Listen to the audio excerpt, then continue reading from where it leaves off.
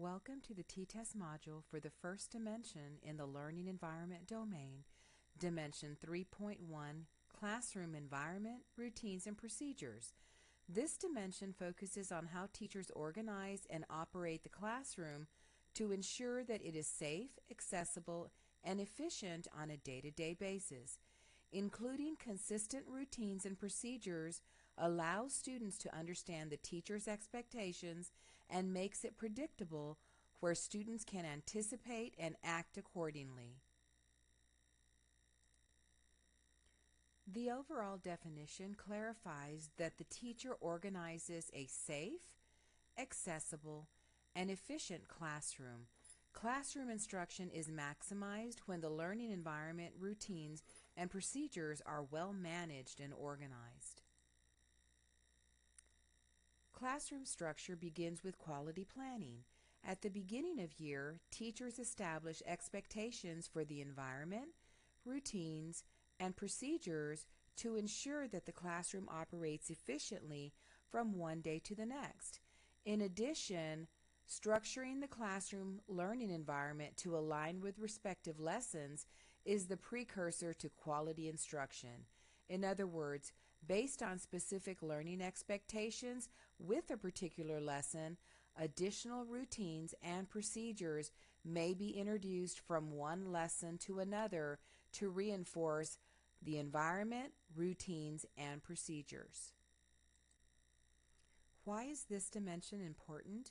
We know that there is a direct correlation between classroom environment, routines, and procedures and maximizing instructional time.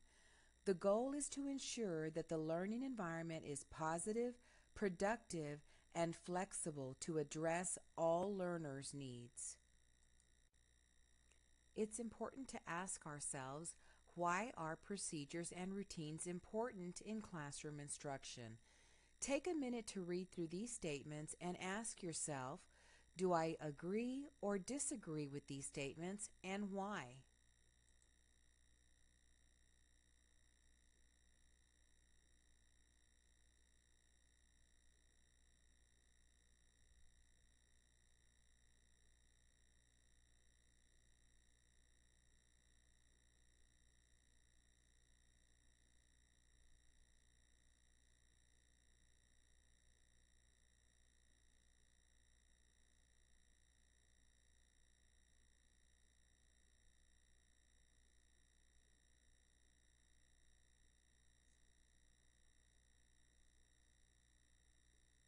As you read through these statements, what were your reactions, and how does this impact teachers' thinking about procedures and routines? Now let's look at the connections to the Texas Teacher Standards as a foundation for this dimension. Standard 4 focuses on the learning environment. Take a minute to read through this indicator, noting the key terms.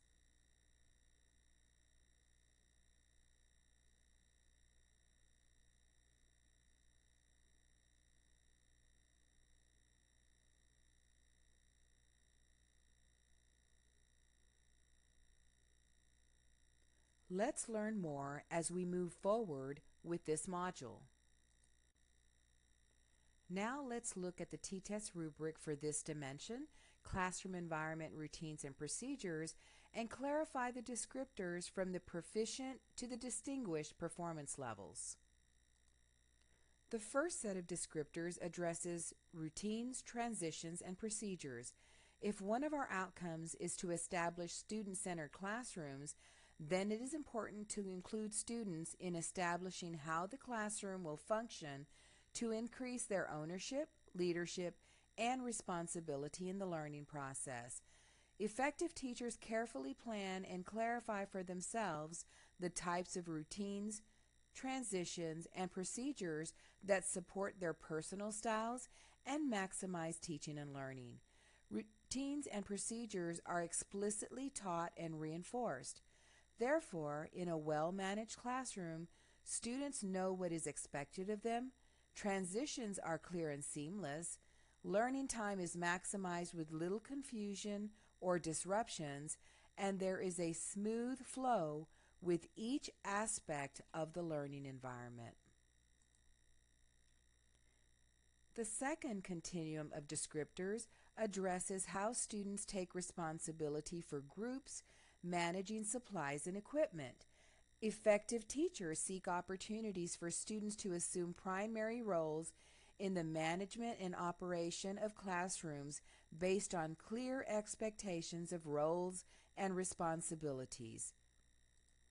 There are significant benefits to empowering students, including having them assume responsibility for their actions and behaviors, developing decision making and other critical life skills, developing confidence and leadership, understanding their own strengths and limitations, and many others.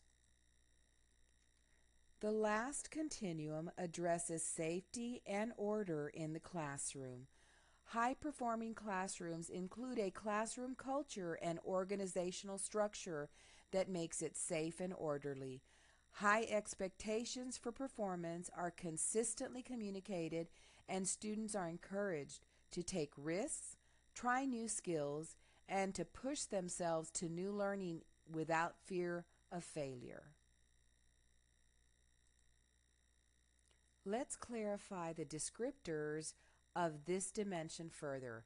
The first descriptor reads, all procedures, routines, and transitions are clear and efficient. In looking at the practical application of this descriptor, the thoughtfully organized classroom is most conducive to allowing students to participate in high-level learning beyond the learning objectives. Building smooth transitions and procedures and developing seamless routines can be done with practice and careful planning. Once these transitions, procedures, and routines are in place, students can begin to take ownership and responsibility for them. Descriptor 2 reads, students actively participate in groups, manage supplies and equipment with limited teacher direction. Read through the practical clarification to the right of the screen.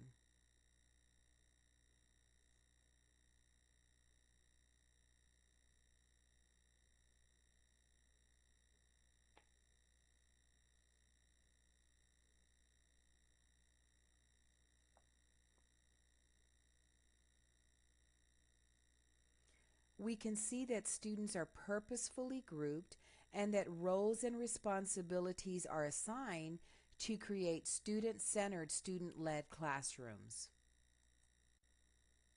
Descriptor 3 reads, the classroom is safe and organized to support learning objectives and is accessible to most students. Again, read through the practical application to the right of the screen.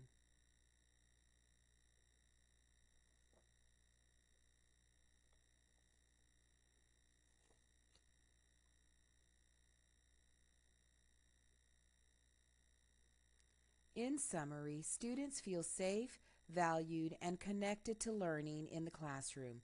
The learning environment is also organized and accessible to all students in the class. We've read about the descriptors in this dimension as they relate to routines and procedures.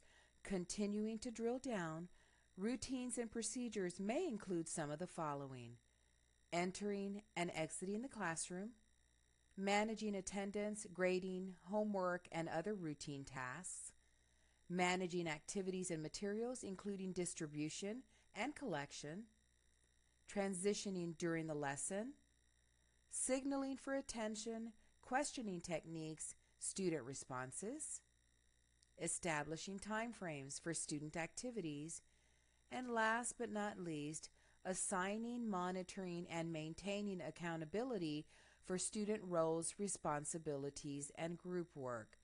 These are just some of the routines and procedures that may be included in this dimension. In thinking about T-TESS in practice, as it relates to this dimension of classroom environment, routines, and procedures, let's look specifically at what we might see in classrooms in terms of teacher and student behaviors.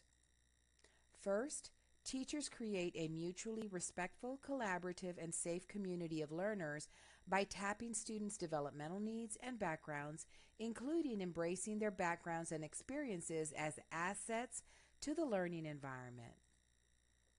Teachers maintain and facilitate respectful, supportive, positive, and productive interactions with and among students. Teachers establish and sustain learning environments that are developmentally appropriate and respond to students' needs, strengths, and personal experiences. Additional behaviors we might see in classrooms includes teachers establish a physical environment that is flexible, accommodates varied learning needs, and provides access to supplemental resources which complement learning.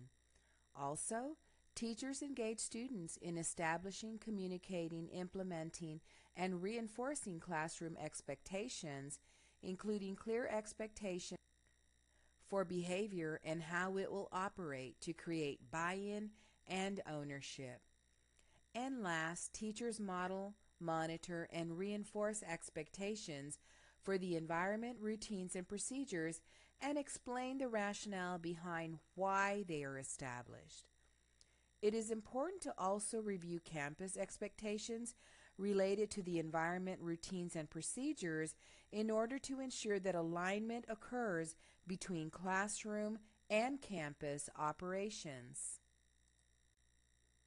Some questions to focus and guide appraisers with this dimension include: how do the classroom environment, routines, and procedures serve to promote quality teaching and learning? In what ways are students involved in establishing classroom expectations for the learning environment? How are expectations consistently modeled, communicated, monitored, and reinforced? These are just 3 of many questions that appraisers need to think about in order to guide thinking and reflection in pre- and post-conferences with teachers. Let's review and summarize what we've learned as we wind down this module. First, procedures and routines maximize the efficiency of a classroom. They also reinforce high behavioral expectations and help ensure a predictable and safe classroom environment by teaching students specific behaviors for specific circumstances. The second key takeaway is that teachers should develop these procedures and routines with the aim of maximizing instructional time and minimizing students' off-task time. A final consideration is procedures and routines must be taught, modeled, and reinforced just like rules, consequences, and any other curriculum content. We're going to ask you to think about what was presented in this module and what your next steps might be to grow and develop in this area and support teachers with this dimension. We thank you and look forward to you joining us with the next module.